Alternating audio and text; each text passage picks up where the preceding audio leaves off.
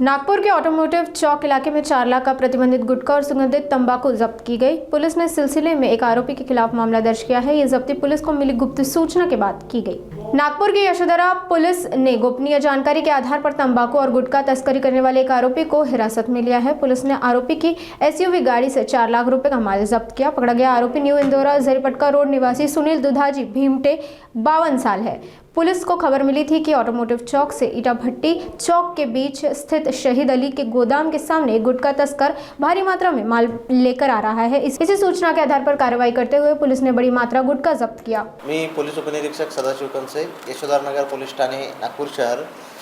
दिनांक 11/2/2025 रोजी आम्हाला गुप्त बातमीदाराकडून अशी माहिती मिळाली होती की एक जो काही इसम आहे तो त्याच्या 4 चाकी वाहनामधून अवैध प्रतिबंधित जे काही तंबाखू आणि पान मसाला आहे ती वाहतूक करतो आहे, त्याचा व्यापार करतो आहे। तर त्या मिळालेल्या माहितीवरून आम्ही माननीय जे वरिष्ठ आहेत निकेतन कदम सर, पोलीस उपायुक्त झोन 5 आणि वरिष्ठ पोलीस निरीक्षक रमेश खुने सर, पोलीस ठाणे यशोधरानगर यांच्या मार्गदर्शनामध्ये विटाभट्टी चौक येथे जी काही रेड कारवाई केली त्यामध्ये आम्हाला जो आरोपी इसम आहे सुनील बुधाजी भीमटे, वय 52 वर्ष, राहणार न्यू इंदोरा जरीपटका रोड नागपूर, हा त्याच्या ताब्यामध्ये एकूण 4,09,807 रुपयाचा प्रतिबंधित सुगंधित तंबाखू आणि पान मसाल्याच्या मालासह मिळवून आला आहे।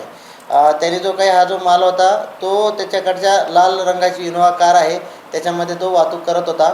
तर आम्ही त्याच्या ताब्यातून सुगंधित तंबाखूचा माल आणि पान मसाला तसेच तो वापरत असलेली लाल रंगाची इनोवा गाडी जप्त केलेली आहे आणि नमूद आरोपी विरुद्ध पोलीस ठाणे यशोधरनगर येथे गुन्हा दाखल करण्यात आला आहे।